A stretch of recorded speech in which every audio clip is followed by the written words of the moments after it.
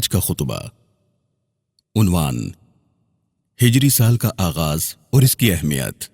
تحریر حضرت مولانا پروفیسر محمد یوسف خان صاحب حافظہ اللہ تعالی، شیخ الحدیث و ناظم تعلیمات جامعہ اشرفیہ لاہور پاکستان. الحمدللہ، ہر طرح کی حمد و ثنا اللہ ہی کے لیے ہے جو زمین و آسمانوں کو پیدا فرمانے والا ہے. وہی ہے جو آسمانوں سے می برساتا ہے. وہی ہے جو ہم سب کا خالق و مالک ہے.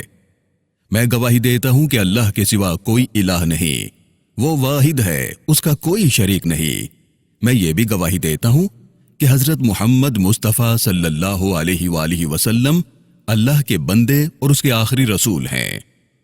بعد ازاں اللہ رب العزت نے جہاں ہمیں اپنی زندگی، کاروبار، ادارے اور انسانوں کے درمیان زندہ رہنے کے جو اصول سکھائے، ان اصولوں میں اللہ رب العزت نے انسان کو اوقات کی تقسیم بھی سکھلائی. اور اس کے ساتھ ساتھ دو چیزیں اللہ رب العالمین نے ہمیں عطا فرمائی جن کے ذریعے انسان اپنے وقت کی پیمائش کرے گا. سورہ رحمان میں اللہ رب العالمین ارشاد فرماتا ہے، چاند اور سورج دونوں حساب کا ذریعہ ہیں. کیلنڈر میں ایک سال کے اندر 12 مہینوں کی تقسیم بھی اللہ رب العالمین نے خود مقرر فرمائی ہے. چنانچہ سورہ توبہ میں ارشاد فرمایا، بے شک اللہ کے نزدیک مہینوں کی گنتی 12 ہے. اور پھر فرمایا کہ اس میں 4 حرمت والے مہینے ہیں. جب آسمان و زمین کی پیدائش ہوئی تھی اس وقت اللہ رب العالمین نے مقرر کر دیا تھا. ایک اور جگہ ارشاد فرمایا، یہ لوگ آپ صلی اللہ علیہ وسلم سے حرمت والے مہینوں کے بارے میں پوچھتے ہیں کہ وہ کون سے 4 مہینے ہوتے ہیں، تو آپ کہہ دیجئے کہ اس میں جنگ کرنا، قتل و قتال کرنا حرام ہے. بخاری شریف کی حدیث مبارکہ ہے کہ نبی صلی اللہ علیہ وسلم نے اس آیت مبارکہ کی تفسیر کچھ یوں فرمائی کہ وہ 4 مہینے رجب، ذی قعدہ، ذی الحج اور محرم ہے. اب یہ جو ہمارے ہاں ہجری کیلنڈر ہے اس کا حساب چاند کے ساتھ ہے، اس لیے اس کو قمری کیلنڈر بھی کہا جاتا ہے. اس وقت کے حکمران حضرت عمر فاروق رضی اللہ تعالیٰ عنہ کے دور میں حضرت عثمان غنی رضی اللہ تعالیٰ عنہ کے مشورے پر ایک کمیٹی بنائی گئی جس پر اس کیلنڈر کو اسلامی تاریخ کا حصہ بنا دیا گیا. اور یہ کیلنڈر نبی صلی اللہ علیہ وسلم کی ہجرت سے شروع ہوتا ہے. آپ کو حیرت ہوگی کہ نبی صلی اللہ علیہ وسلم جس سال دنیا میں تشریف لائے اس وقت دنیا کے مختلف علاقوں کے اندر 12 کیلنڈر چلتے تھے. مشہور مصنف اور سیرت نگار قاضی سید سلیمان منصور پوری رحمہ اللہ کی کتاب رحمت للعالمین میں ایک صفحہ ہے. اس صفحے میں ایک گول دائرہ بنا کر اس دور کے 12 کیلنڈروں سے نبی صلی اللہ علیہ وسلم کی تاریخ پیدائش نکال کر بتائی گئی ہے. میرے مسلمان بھائیوں، اس وقت ابرہہ یمن کا بادشاہ تھا. اس نے وہاں بڑا شاندار ہیرے جواہرات لگوا کر مندر بنوایا. اس نے کہا کہ کعبۃ اللہ کو ختم کرو، میرے پاس آیا کرو، یہاں میلہ لگایا کرو. وہ باقاعدہ ہاتھیوں پر اپنی منجنیقیں، اپنے اس دور کی توپیں غلیل کی طرح بڑے بڑے پتھر ہاتھیوں پر رکھ کر مارتے تھے، عمارتوں کو منہدم کرتے تھے. وہ خانہ کعبہ کو گرانے کے لیے ہاتھیوں کا لشکر لے کر آیا تھا. کیا آپ نے نہیں دیکھا کہ آپ کے رب نے ہاتھیوں والوں کے ساتھ کیا سلوک کیا؟ اللہ نے اس پر کنکریاں برسائی اور وہ ختم ہوا. تو جس سال وہ ہاتھیوں والا واقعہ پیش آیا اس سال ایک نیا کیلنڈر شروع ہو گیا تھا، عام الفیل، ہاتھیوں کا کیلنڈر.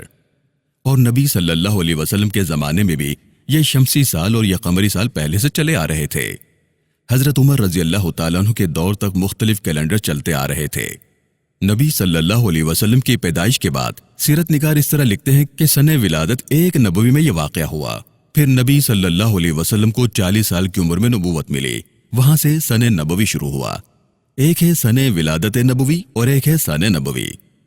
پھر نبوت کے 13 سال بعد یعنی 53 سال کی عمر میں ہجرت کر کے تشریف لے گئے. اس سے ہجری کیلنڈر شروع ہوا. صحابہ کرام رضوان اللہ تعالی علیہم اجمعین اس کو استعمال کرتے تھے. اب اس کے بعد سیرت نگار ہجری کیلنڈر یعنی فلاں سن 1 ہجری میں یہ واقعہ ہوا، 2 ہجری میں یہ ہوا، 3 ہجری میں یہ ہوا، وغیرہ وغیرہ. اس طرح ہجری کیلنڈر شروع ہو گیا. نبی صلی اللہ علیہ وسلم کا وصال ربیع الاول سن 11 ہجری میں ہوا. اس کے بعد حضرت عمر رضی اللہ تعالیٰ عنہ کی خلافت میں پھر مشورہ ہوا کہ مسلمانوں کا ایک کیلنڈر ہونا چاہیے جس میں ایک حکومت چلے تاکہ کسی بھی قسم کے اختلاف یا احکامات کو سمجھنا آسان ہو جائے. حضرت عثمان غنی رضی اللہ تعالیٰ عنہ نے مشورہ دیا کہ ہجری کیلنڈر فائنل کیا جائے، جبکہ حضرت علی المرتضیٰ رضی اللہ تعالیٰ عنہ نے مشورہ دیا کہ اس کیلنڈر کا آغاز محرم سے کیا جائے. چنانچہ محرم اس وقت پہلا مہینہ بن گیا. وہاں سے پھر اب تک ہجری کیلنڈر ہی استعمال ہوتا چلا رہا ہے.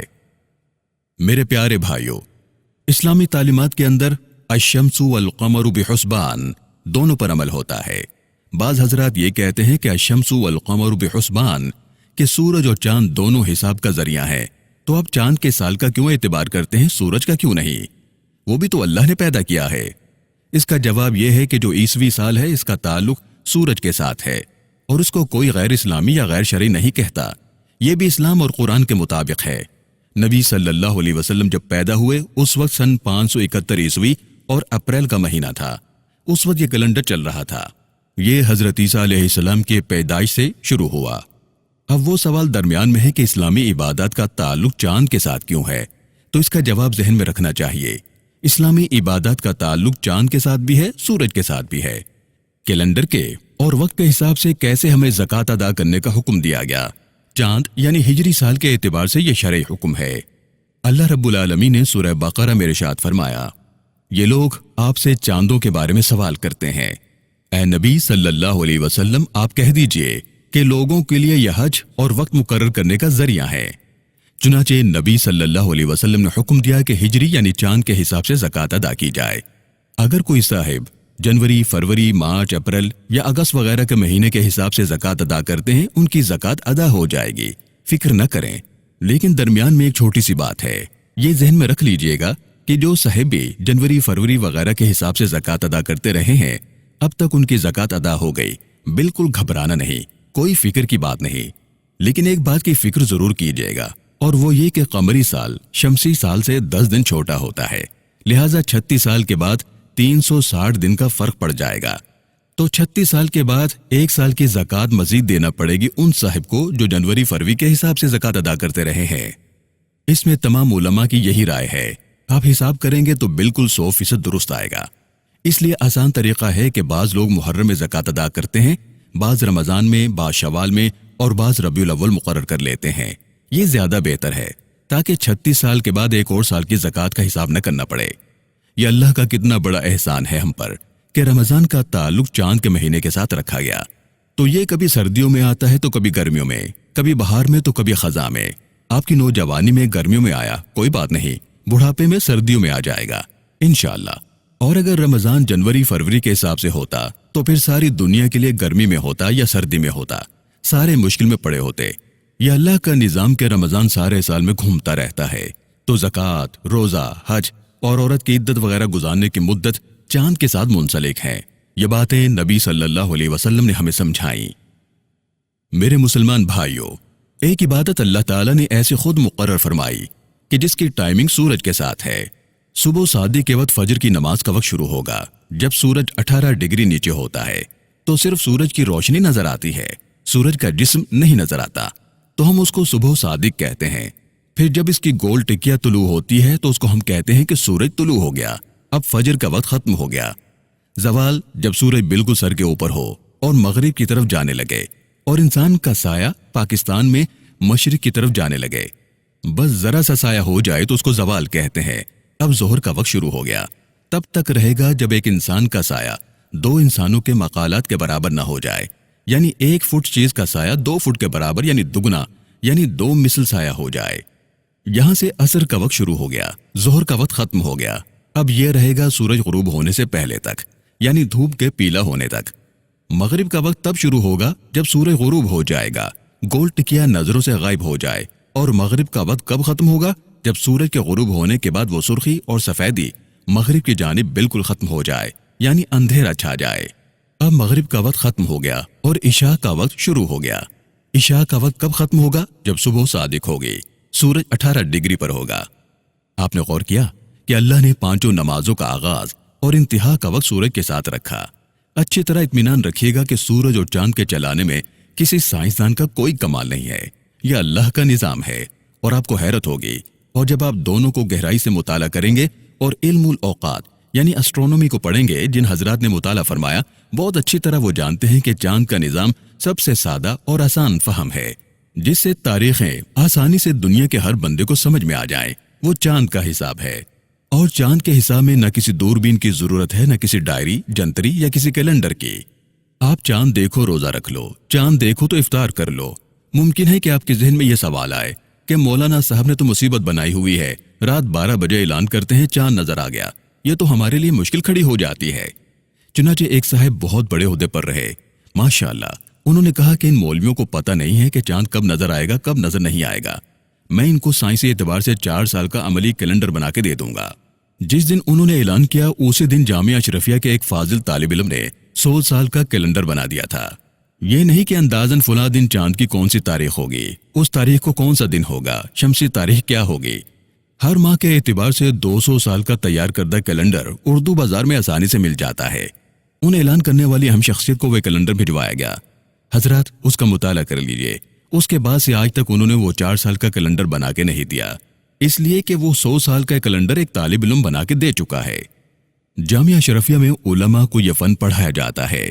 اس فن کے لکھنے والے حضرت مولانا موسیٰ صاحب روحانی بازی رحمۃ اللہ علیہ تھے، جو کہ ترمذی بھی پڑھاتے تھے۔ ان کی اسٹرونومی پر 2 کتابیں فلکیات صغریٰ اور فلکیات کبریٰ ہے۔ اس وقت پنجاب یونیورسٹی میں اسپیس سائنسز میں MSc کروائی جاتی ہے، اس کے نصاب میں یہ دونوں کتابیں شامل ہیں۔ اس وقت علماء کرام کی پوری ٹیم موجود ہے اور سب سے بڑی درسگاہ انہوں نے کراچی میں بنائی ہوئی ہے، جو کہ 15 دن پہلے بتا دیتی ہے اور اخبارات میں بھی آ جاتا ہے کہ کس تاریخ کو ملک میں چاند نظر آئے گا، لیکن یہ سب کیلنڈروں میں طے شدہ ہے۔ لیکن بات یہ ہے کہ سورۃ البقرہ میں اللہ رب العالمین نے آیت نمبر 163 کے اندر جہاں رمضان المبارک کے احکامات بتائے ہیں، وہاں یہ حکم دیا ہے فمن شہد منکم الشہر فلیصم، جو شخص تم میں سے اس مہینے کا مشاہدہ کر لے، آنکھوں سے دیکھ لے، وہ روزہ رکھے۔ کیلنڈر نہیں چاہیے، دوربین نہیں چاہیے، رویت ہلال کمیٹی نہیں چاہیے، یہ انسان آنکھوں سے دیکھے روزہ رکھ لے، یہ انسان آنکھوں سے دیکھے تو روزہ افطار کر لے۔ جبکہ کیلنڈر یہ بتاتے ہیں کہ چاند موجود ہے۔ اب جو حضرات تھوڑا سا مطالعہ رکھتے ہیں وہ ان باتوں کو سمجھ جائیں گے کہ چاند کی موجودگی شریعت میں معتبر نہیں ہے۔ رویت یعنی دیکھنا معتبر ہے۔ کیلنڈر اور ڈائریاں اور یہ فن اور یہ سائنس ہمیں چاند کی موجودگی تو بتاتی ہیں، رویت نہیں بتاتی۔ بہت ٹیکنیکل بات تھی، لیکن میں نے کوشش کی کہ آسان الفاظ میں منتقل کر دوں۔ دین بہت آسان ہے، لا اکراہ فی الدین۔ اللہ رب العزت ہمیں اپنی زندگی کے اندر اس قمری اور شمسی کیلنڈر کی اہمیت کو سمجھتے ہوئے اپنی عبادات کو اس کے مطابق گزارنے کی توفیق عطا فرمائے، آمین۔